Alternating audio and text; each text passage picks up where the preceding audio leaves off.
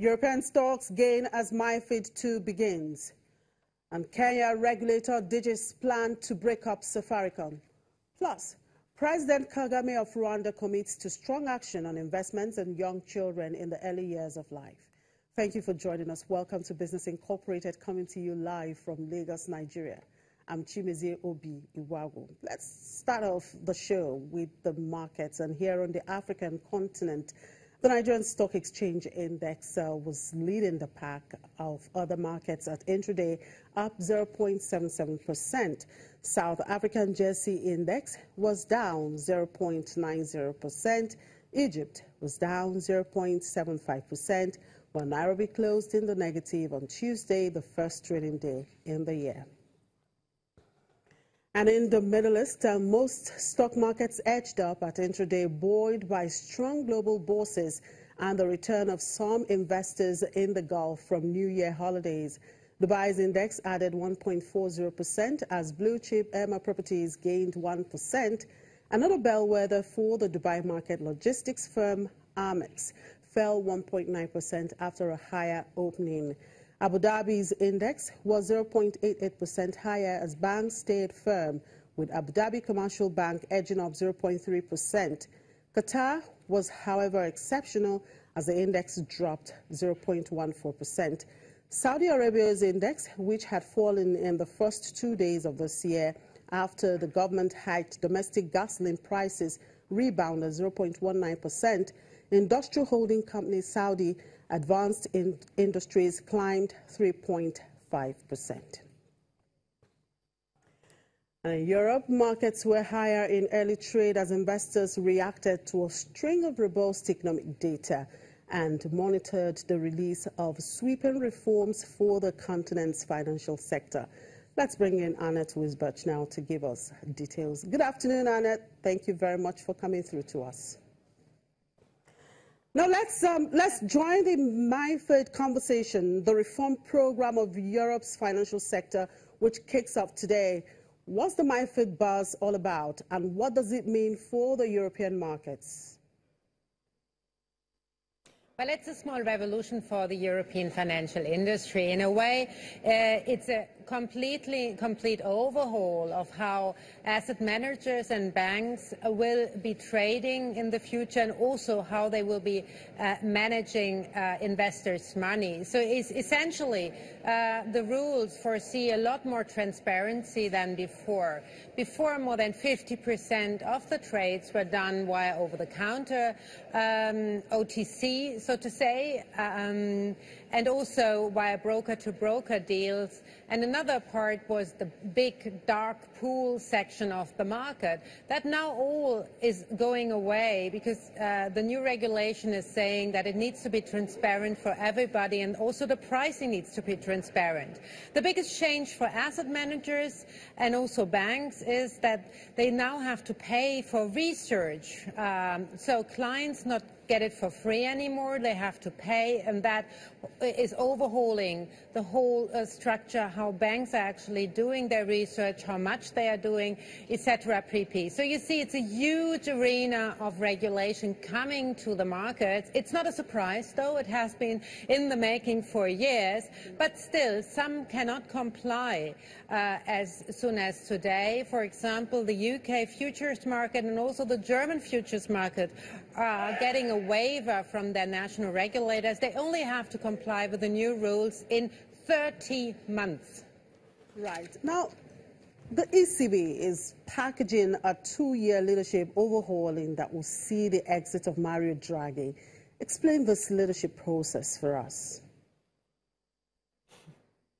Well, actually, Mario Draghi is due to leave at the end of October 2019, and that is when his term is up. The ECB's management position, or leadership position, I should say, are only granted for 8 years, no renewal possible. So we know when everybody, or each of everybody, will have to leave their job. So 2019 will be the super year of departure, so to say, because, of course, it's Draghi leaving, the number one chairman of the ECB, but also Benoît Cœuré, who is more or less the foreign minister of the ECB, is going to leave, and also the mastermind behind a lot of those policies we are seeing in the markets. Peter Pratt, the chief economist of the ECB, is also due to leave in 2019.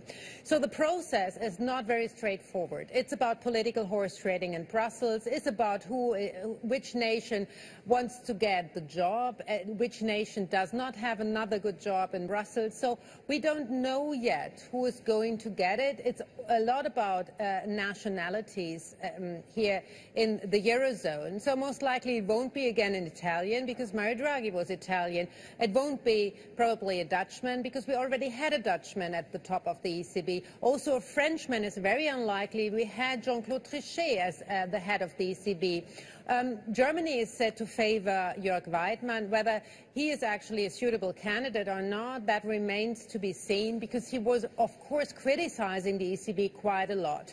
So to answer your question, it will still take a lot of time until we know who is going to succeed Mario Draghi at the top of the ECB. The next top job who is up at the ECB is the Vice President's one, Victor Constancio, who is going to leave the ECB by end of May this year. And still for him, we don't know who is going to succeed him. Perhaps a Spaniard, though. Well, aside from politics, as you have just said, I believe competence will also play a big role there. Now let's look at some corporate news there. Lufthansa shares has been a roller coaster for nearly 2 years. And of course, 2017 was also great for the airline, as some of its rivals are either dying or struggling. Now, but some reports say 2018 will be tough for Lufthansa. Do you know why and how strong that turbulence would be? Well, actually, let's first look back at last year. If you look at the shares, they are up by 150%. So they were the best performer here on the German market. Of course, that story can't be extended for another year. So last year was the perfect situation for Lufthansa. The oil prices were still pretty much low. The internal competition here in Germany was like non-existent, because Air Berlin went into insolvency, or went under Chapter 11 and ceased to operate. So they could hike their prices, and that was seen beautifully in their results. This is over. Many analysts are saying that probably the high prices Lufthansa pushed through in 2017 can't be sustained for another year, because, of course, already now consumer protection agencies are protesting against those high prices and saying Lufthansa is exploiting its monopoly position inside Germany. So Air Berlin is sold, at least parts of Air Berlin are sold also to Lufthansa, and the competition authorities will watch that very carefully, whether Lufthansa is exploiting some of its monopoly status here on some routes. So that's from that side, it won't be the ride won't be that easy for Lufthansa anymore in 2018. And also from external factors, look, the oil price is set to increase even further, according to many analysts. Just look at the tensions in Iran, also the situation in the Middle East. We don't know what's going to happen there, and that's weighing on the oil price, meaning supporting it. We already see it now at elevated levels.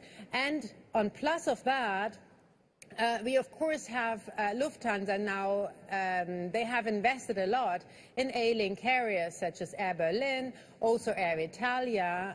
They now need to restructure and also sort of get the business going, and that will be quite a tough year probably for Lufthansa. Having said that, the only analyst house who is saying that the shares will actually go lower is Goldman Sachs. The rest of the pack is thinking that Lufthansa shares still have upward potential. All right, thank you very much for your time. Thank you. Annette, enjoy the rest of the day.